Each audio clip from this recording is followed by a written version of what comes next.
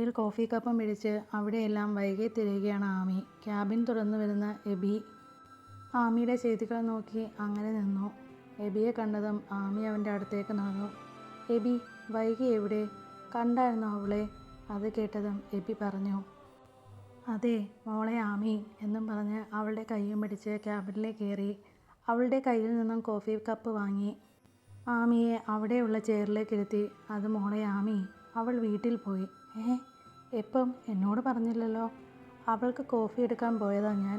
അവൾ എന്നോട് പറയാതെ പോയി അല്ലേ? അവൾക്ക് ഞാൻ വെച്ചിട്ടുണ്ട്, ഇനി വരട്ടെ. ആമി കൊണ്ടുവന്ന കോഫി ഊതി കുടിക്കുകയാണ് എബി. വളരെ നല്ല കോഫി. ആമി എബിയെ രൂക്ഷമായി നോക്കി അവിടെ നിന്നും എഴുന്നേൽക്കാൻ പോയതും അവൻ്റെ കൈ അവളിൽ മുറുകി.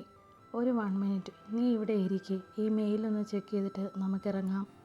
എൻ്റെ ആമി കൊച്ചു വന്നിട്ട് നമ്മളെവിടെയും പോയില്ലല്ലോ. അത് കേട്ടതും ആമിയുടെ ചുണ്ടിൽ ഒരു ചിരി മുട്ടിട്ടു.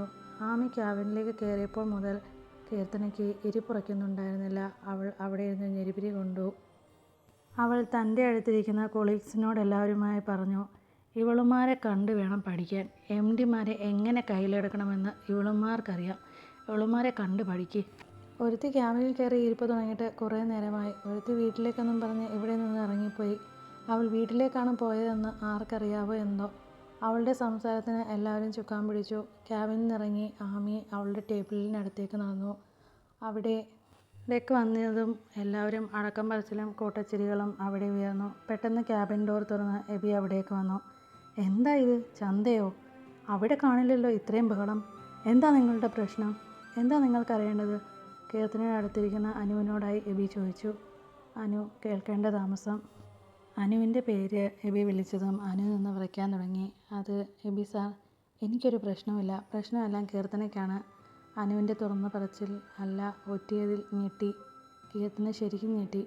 എബി കീർത്തനയുടെ ടേബിളിന് മുന്നിലായി വന്ന് 2 കൈയും കെട്ടി അങ്ങനെ നിന്നു.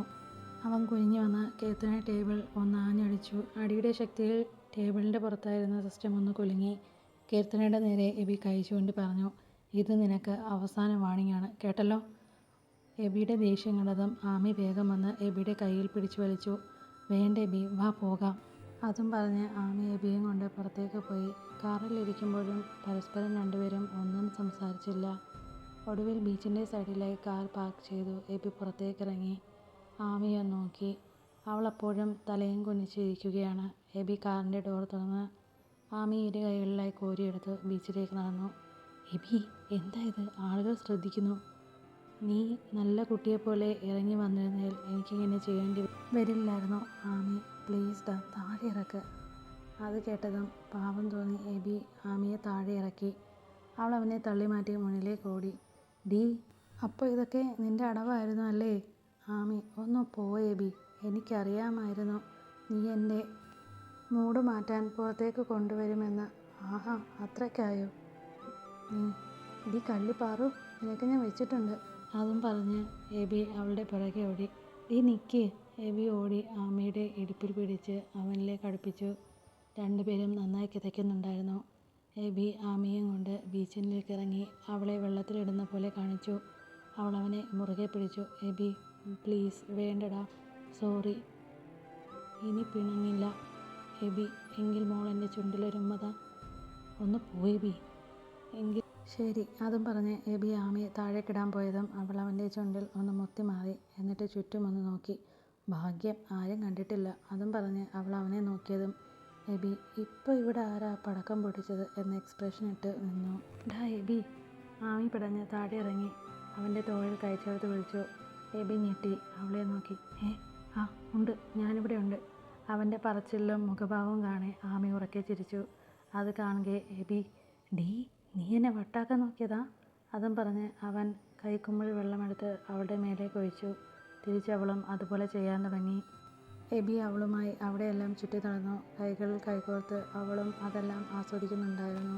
ഇപ്പോൾ വൈഭവിനെയും കൊണ്ട് ആംബുലൻസ് അവൻ്റെ വീടിൻ്റെ മുൻവശത്ത് വന്നു. അതിൽ നിന്നും അവനെ സ്ട്രെച്ചറിൽ വെളിയിലേക്ക് ഇറക്കിയതും ധ്രുവ് പോകാനായി പുറത്തേക്ക് ഇറങ്ങി വന്നതും ഒരുമിച്ചായിരുന്നു. അവനെ മുന്നിൽ കണ്ടതും രാമൻ പിന്നെയും വാരി വിതറി. അയ്യോ, ഇതാരാ? സാറോ? ഇത്രയും വേഗം വരുമെന്ന് കരുതിയില്ല. അത് ഞാൻ ബൈഗയെ ഡ്രോപ്പ് ചെയ്യാൻ വന്നതാ, അല്ലാതെ വേറെ ആരെയും കാണാൻ വന്നതല്ല. അത് കേട്ടതും രാമൻ അങ്ങില്ലാണ്ടായി. ധ്രുവിൻ്റെ മറുപടി കേട്ടതും പ്രമീള ധ്രുവിനെ ഒന്ന് ഇരുത്തി നോക്കി. അല്ല സാറേ, ഇവളെ മാത്രമേ സാർ വീട്ടിൽ കൊണ്ട് വിടാറുള്ളൂ, അതോ ഓഫീസിലുള്ള വേറെ പെണ്ണുങ്ങളുമുണ്ടോ ലിസ്റ്റിൽ? അവളുടെ ആ കുത്തിപ്പറച്ചിൽ രാമനെ ചൊടിപ്പിച്ചു. എൻ്റെ പ്രമീളെ, നിനക്ക് എന്തറിയാം? ഇത് വൈഗ ജോലി ചെയ്യുന്ന സ്ഥാപനത്തിൻ്റെ MD ആണ്. നീ നിൻ്റെ വായും വെച്ച് മിണ്ടാതെ നിൽക്ക്. രാമൻ മുന്നിലേക്ക് കയറി നിന്നു. വാ സാറേ, ഒരു കപ്പ് ചായ കുടിച്ചിട്ട് പോകാം. Wait mister Raman. Missus Raman എന്തോ പറഞ്ഞല്ലോ. ലിസ്റ്റിൽ വേറെ ആരെങ്കിലും ഉണ്ടോ എന്നോ? ഇപ്പോൾ വരെ ഇല്ല. പിന്നെ ആ ഒരു ലിസ്റ്റിൽ ഒരാളുടെ പേര് മാത്രമേ ഉള്ളൂ. അത് ഞാൻ നിങ്ങളുടെ മോനെ നല്ല പോലെ പറഞ്ഞു കൊടുത്തിട്ടുണ്ട്. വാ സാറേ, അവൾ നാവിന് എല്ലില്ല എന്നും പറഞ്ഞ് പലതും പറയും. അത് സാർ വിട്ടുകളാം. വാ സാറേ. അതും പറഞ്ഞ് രാമൻ ധ്രുവിൻ്റെ കൈയും പിടിച്ച് അകത്തേക്ക് കയറി. രാമൻ വൈഗയെ വിളിച്ച്, മോളെ വൈഗേ, വൈഗ മോളെ, ദാ വരുന്നമ്മാവാ. അതും പറഞ്ഞ് അവൾ ഹാളിലേക്ക് വന്നതും അവിടെ ഇരിക്കുന്ന ധ്രുവിനെ കണ്ട് ഞെട്ടി. അവൾ കണ്ണുകൊണ്ട് എന്താ പോകാഞ്ഞത് എന്ന് ചോദിച്ചതും അവൻ ദയനീയമായി അവൻ്റെ കയ്യിൽ പിടുത്തമിട്ടിരിക്കുന്ന രാമൻ്റെ കൈ കാട്ടിക്കൊടുത്തു. അത് കണ്ടതും വൈഗയുടെ ചുണ്ടിൽ ഒരു പുഞ്ചിരി മുട്ടിട്ടു. വൈഗ അവനെ നോക്കി പുഞ്ചിരിച്ചു. അത് കണ്ടതും ധ്രുവ് കണ്ണ് ചുരുക്കി അവളെ നോക്കി. അവൻ്റെ നോട്ടം കണ്ടെന്നോണം വൈഗയുടെ ചിരി സ്വിച്ചിട്ടതുപോലെ നിന്നു.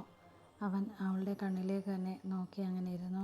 അവൻ്റെ നോട്ടത്തിന് മുന്നിൽ വൈഗ ഒന്ന് പതറി. എന്നിട്ട് കണ്ണുകൊണ്ട് പ്ലീസ് ഇങ്ങനെ നോക്കല്ലേ, എല്ലാവരുമുണ്ട് എന്ന് പറഞ്ഞതും എന്നാൽ ഇതൊന്നും തന്നെ ബാധിക്കില്ല എന്ന പോലെ അവൻ കണ്ണുകൾ കൊണ്ട് മറുപടി കൊടുത്തു. എന്നിട്ട് അവളോടായി ഇവിടെ വന്നിരിക്കുക എന്ന് അവൻ കണ്ണുകൾ കൊണ്ട് കാണിച്ചതും അവൾ ഇല്ല എന്ന് തലവിലങ്ങനെ ചലിപ്പിച്ചു. അത്രയ്ക്കായോ നീ എന്ന് അവൻ പിരികം വളച്ച് ചോദിച്ചതും അവരുടെ ഈ കളികളെല്ലാം 2 ജോഡി കണ്ണുകൾ വീക്ഷിക്കുന്നുണ്ടായിരുന്നു. പ്രമീള ഡി എന്നുറക്കെ വിളിച്ചതും വൈഗ ഞെട്ടി. അതൊരു അലർച്ചയായിരുന്നു. നീ പോയി ഞങ്ങൾക്ക് കുടിക്കാൻ ചായ ഉണ്ടായിക്കൊണ്ട് വാ. പിന്നെ വൈഭവ് മോന് പാല് മതി, അത് നീ തന്നെ പോയി കൊണ്ടു കൊടുക്കണം.